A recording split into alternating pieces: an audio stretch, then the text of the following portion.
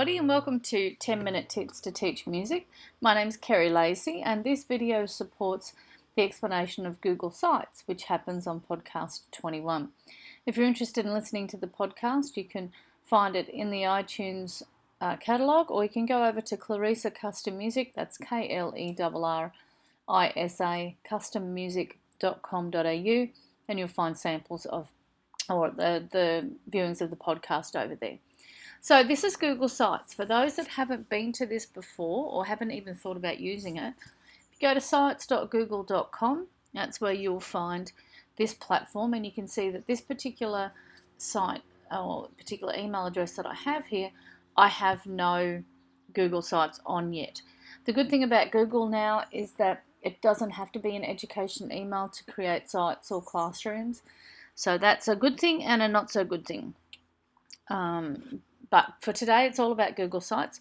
So here is our platform. We're going to start a site, a first site, and all we have to do is click the button, and it'll take me to a brand new site. So here is my brand new site. Now, the reason that we're doing this video is to show you how a student can use it for a portfolio page, an online portfolio page. So say, for example, this was my portfolio. I might call it Kerry's portfolio. Over here, I might choose to delete that because I want to put an image up here which is more about what I am. Now, I really like volleyball. So being a volleyball fanatic, I'm going to pick something that I particularly like. So here's a great volleyball image. I like that one. So this kind of gives, the kids can pick something that suits them. Now on this front screen, you can put whatever you like. You really can. I might choose to put in an About Me section. I might choose to put in something about the sports I do or whatever. We tend to use this with students and we say to them on the front page, I want an About Me. So if that's what I want, then I can insert some things onto the page. I can insert a text box, image. I can embed some files from Google Drive, for example. I can upload. I can embed from YouTube. I can put these Google Docs in. So what I might do the other way I can do is I can either select here and it'll add a text box, or the other option is I can double click and it will add a text box. So this might be About Me, and I might talk about, don't know why I did that, but I might talk about, I'm a person, who loves volleyball. Whatever it's going to be. The kids could put a little picture of themselves in the corner. If they want to do that, then they can actually make this smaller here like this. And they can double click and add an image. I'm just going to search headshot. I'm just going to pick somebody, doesn't look anything like me, but there we go, pick him. That's great. So they might put their own little headshot in there. So they've got a little About Me section on the screen. Now, more importantly, I would like to add a logo, not more importantly, but another option they can do to customize is a logo.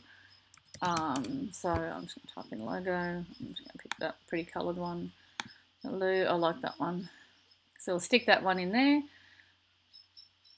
There we go, done. And now I can continue on to create the portfolio itself. Now I might change the theme of this. I particularly like the fonts that are used in this particular one.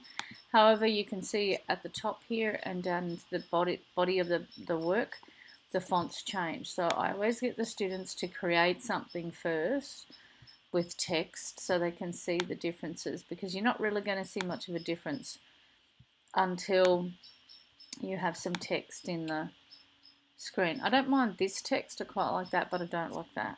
So that was a bit boring for me. That's probably the one I'll go with the most.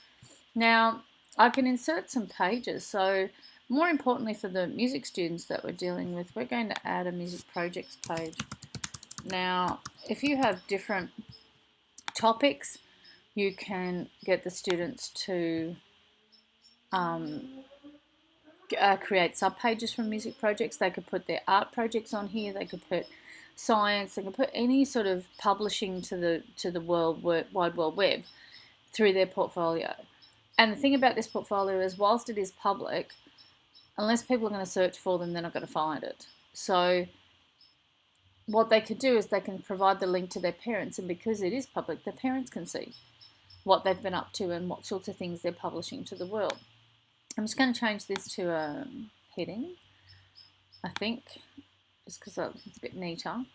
Oh, no, I don't want one line. And I'm going to change the image because it's not about volleyball, it's about music. So I'm just going to type in music graphic. That's a good one to type in because it gives you some really interesting choices as far as graphics are concerned. Trying to find something. That one looks cool. I like that one. That fits in with my colours that I've got going on up here. So there we go.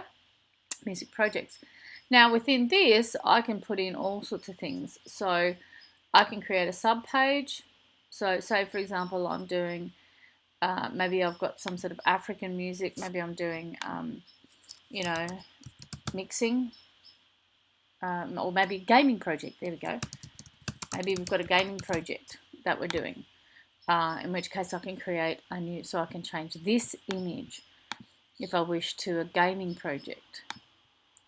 Into gaming, see what comes up. I could change it to a really cool, that one looks good, let's pick that one. I'll change this to a subheading to the gaming project. And you can make these projects, you can call them anything you like. Like it could be, for example, we do a unit that's called Take Your Pick. So that could be what the topic is. So you could use a really cool topic title, it doesn't have to be something like that. And you can insert anything into these things. You can insert images, text boxes, as I said, you can embed from Google Drive. So if you've got something from Google Drive, you can do that. For example, I'm just going to pick Google Drive. I've no idea what I've got in here.